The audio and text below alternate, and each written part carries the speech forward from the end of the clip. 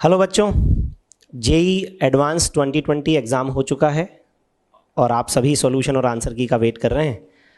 मैं Hemant Maheshwari reliable institute की तरफ से आपके सामने कुछ क्वेश्चंस के सॉल्यूशन हम लोग डिस्कस कर रहे हैं। पेपर 1 डिस्कस करेंगे। क्वेश्चन नंबर 1 से स्टार्ट करेंगे। क्वेश्चन नंबर 1 गैसियस स्टेट का क्वेश्चन है, डिस्ट्रीब्यूशन ऑफ मॉलिक्यूलर स्पीड्स के ऊपर बेस्ड है। इसमें ग्राफ भी दिया हुआ है जैसा कि यहाँ आपको दिख रहा है। अगर हम ये मान लें कि नॉर्मल डिस्ट्रीब्यूशन मैक्सवेल डिस्ट्रीब्यूशन की तरह से होता है, तो आप जानते ही हैं इसमें इन्होंने पूछा है V एमपीएस, V एवरेज और V आरएमएस, इसका रेशो पूछा है बेटा। तो इसका रेशो जो होता है वो होता है √2√8/π √3, ये रेशो होता है। और इसको हम सॉल्व करते हैं तो ये कुछ तो 1:1.28:1.224 आ जाता है। लेकिन यहां अगर हम ध्यान से देखें तो क्वेश्चन में ये है, if the distribution of molecular speeds of a gas is as per the shown below, तो जो डायग्राम यहां दिया है अगर उसके हिसाब से होता है ये, तो ये डायग्राम प्रॉपर मैक्सवेल डिस्ट्रीब्यूशन का डायग्राम नहीं है। मैं आपको बता दूं, ये जो ग्राफ है ये सिमेट्रिकल ग्राफ है और मैक्सवेल डिस्ट्रीब्यूशन का ग्राफ अनसिमेट्रिकल होता है। ये ग्राफ, तो अब आप इसको ध्यान से देखें तो इसमें मिड पॉइंट के दोनों तरफ ग्राफ परफेक्टली सिमेट्रिकल है, और इसीलिए अगर हम इस बात को कंसीडर करें और हमें इसी के हिसाब से आंसर देना है बेटा, तो according to the given curve, according to the given curve, और क्योंकि ये सिमेट्रिकल है तो सिमेट्रिकल कर्व होने की वजह से V एवरेज और V एमपीएस ये तो हो गए बेटा सेम, सिमेट्रिकल होने की वजह से। और जो V आरएमएस है वो हम इंडिपेंडेंटली हमें सॉल्व करना पड़ेगा। तो V RMS is equal to √3RT/m, और जो ये वाली वैल्यूज हैं ये हैं 2RT/m। तो अगर सिमेट्रिकल नेचर को देखते हुए हम देखें ग्राफ को, तो V average is equal to V RMS, ये रेशो 1:1 हो जाएगा। Sorry, V MPS, V average and V RMS, ये दोनों तो 1:1 हो ही जाएगा क्योंकि ये दोनों वैल्यूज इक्वल हैं। लेकिन जो थर्ड वैल्यू है V आरएमएस की, क्योंकि ये इंडिपेंडेंटली हम लोग एनर्जी, काइनेटिक एनर्जी से ही कैलकुलेट करते हैं, ये वैल्यू इंडिपेंडेंट आती है, तो ये होगा √3/2 एंड इट विल बिकम 1:1:1.224। तो मैक्सवेल डिस्ट्रीब्यूशन जो हकीकत में होता है उसके हिसाब से ये आंसर आना चाहिए। ये भी एक ऑप्शन है, लेकिन क्योंकि ग्राफ सिमेट्रिकल नेचर में दिया हुआ है और इसीलिए ये जो वैल्यूज हैं V average and V MPS, ये दोनों ही पीक पर लाए करेंगी। जब एक डिस्ट्रीब्यूशन का ग्राफ सिमेट्रिकल नेचर का होता है, उसके मिड पॉइंट से आप दोनों तरफ देखें सिमेट्रिकल होता है जैसा कि इस ग्राफ में दिखाया है, देन एवरेज वैल्यू पीक पर लाया करती है। तो एवरेज वैल्यू अगर पीक पर लाया करेगी, और पीक वाली वैल्यू एमपीएस तो होती ही है, मोस्ट प्रोबेबल स्पीड, तो पीक वाली वैल्यू V एमपीएस है और एवरेज वैल्यू भी पीक पर ही लाया करेगी, बिकॉज उसके दोनों तरफ डिस्ट्रीब्यूशन सेम है, तो ये दोनों वैल्यूज सेम हो जाएंगी।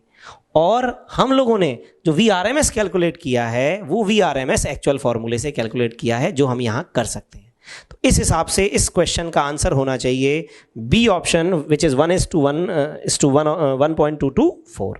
यस बच्चों, coming to question number 2। Question number 2 inorganic chemistry का है, 11th के टॉपिक से ही रिलेटेड है। इस क्वेश्चन में मेजर पार्ट बेटा एस ब्लॉक के चैप्टर का है और एक option P block boron and carbon family का है, तो वो कार्बन फैमिली का क्वेश्चन हो गया।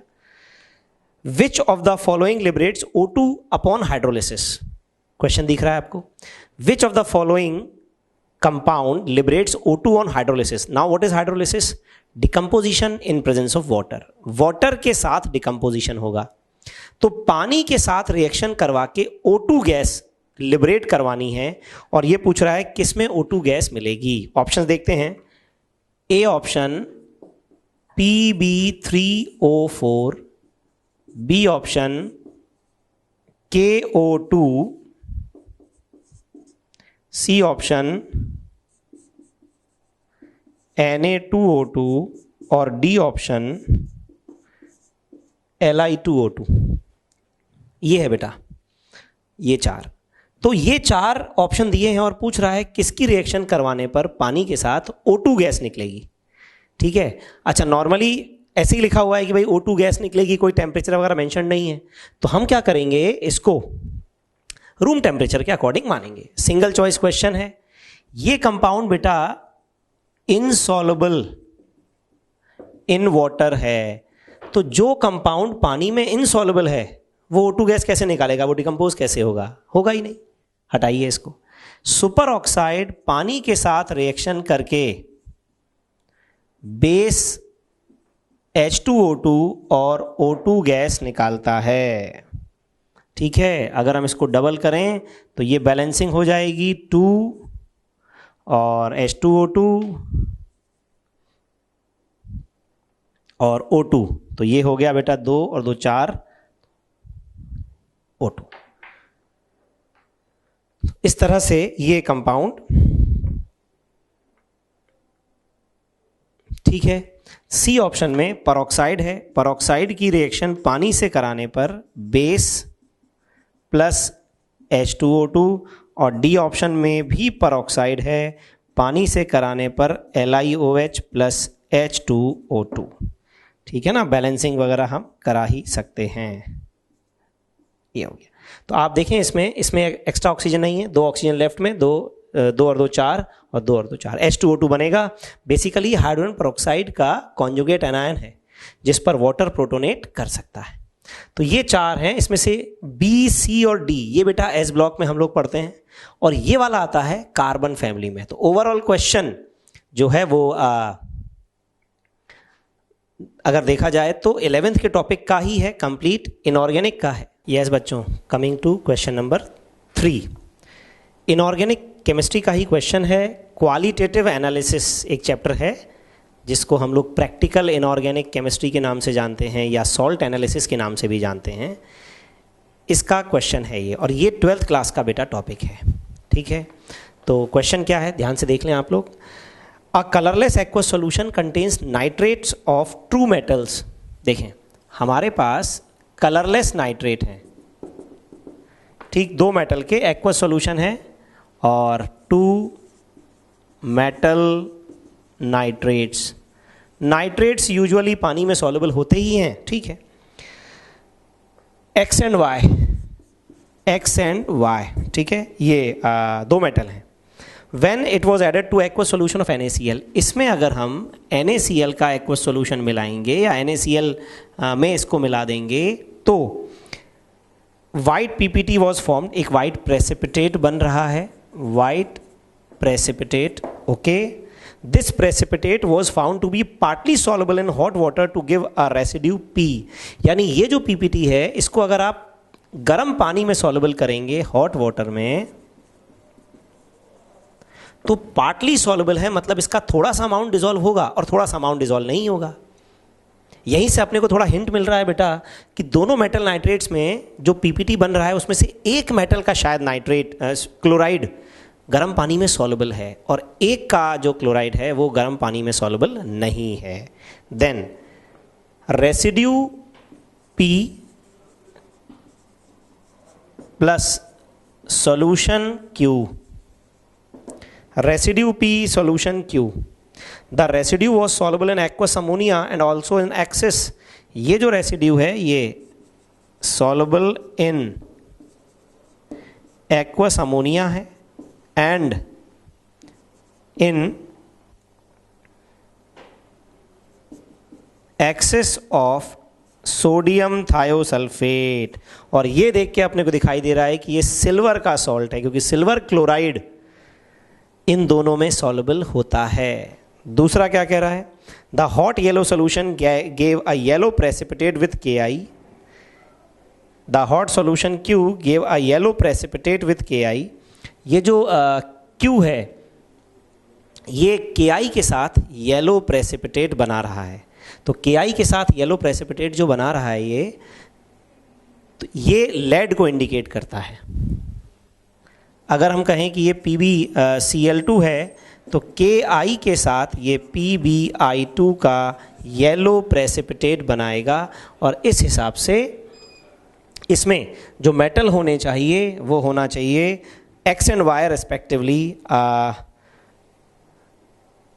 तो ये होना चाहिए silver and lead. Silver and lead, silver अगर होगा तो silver chloride and lead chloride का सॉल्यूशन प्रेसिपिटेट बनेगा, silver chloride AgCl plus PbCl2। Silver chloride plus PbCl2 इन दोनों का कंबाइंड प्रेसिपिटेट बनेगा, दोनों ही वाइट प्रेसिपिटेट होते हैं।